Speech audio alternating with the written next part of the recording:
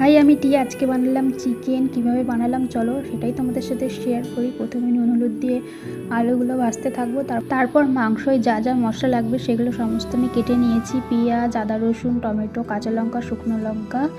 আর তারপর কড়াইতে আবারও বেশ খানিকটা তেল দিয়ে দিলাম। তারপরে দিলাম এলাচ, দারচিনি, লবঙ্গ, তেজপাতা, শুকনো লঙ্কা, সামান্য জিরে দিয়ে কেটে রাখা পেঁয়াজগুলো দেবো।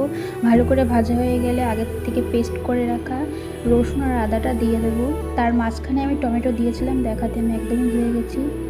আদা রসুনটা ভালোভাবে ভাজা ভাজা হয়ে গেলে শুকনো লঙ্কা, কাঁচা লঙ্কা আর জিরে বেটে রেখেছিলাম সেটাই দিয়ে দেবো। তারপর দেবো কাশ্মীরি লঙ্কার গুঁড়ো, হলুদ আর নুন দিয়ে ভালো করে মিক্স করে আগে থেকে ম্যারিনেট করে রাখা চিকেনটা দিয়ে দেবো। শুধু হলুদ দিয়ে ম্যারিনেট করেছিলাম। তোমরা হয়তো ভাববা যে শুধু হলুদ দিয়ে ম্যারিনেট কে করে, কিন্তু আমি করি।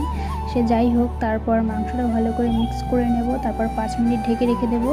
ঢাকনা খুলে দেখবো যে মাংস থেকে অনেকটাই জল বেরিয়েছে। যতক্ষণ না জলটা শুকোচ্ছে ততক্ষণ আমি নেড়ে নেব। তারপর 15 থেকে 20 মিনিট আমি ঢেকে রেখে দেবো, যতক্ষণ না জলটা শুকোচ্ছে। তারপর মাংস কষানো হয়ে গেলে আগের থেকে ভিজে রাখা আলুগুলো দিয়ে দেবো। তারপর ভালোভাবে মিশিয়ে নিয়ে আমি গরম জল দিয়ে দিয়েছিলাম, কিন্তু আমি দেখাতে একদমই ভুলে গেছি, ভিডিও অন করতে ভুলে গেছি। যাই হোক, ভিডিওটা ভালো লাগলে লাইক আর সাবস্ক্রাইব করে দিও। ফাইনাল লুকটা দেখে জানিও যে কেমন হয়েছে। টাটা।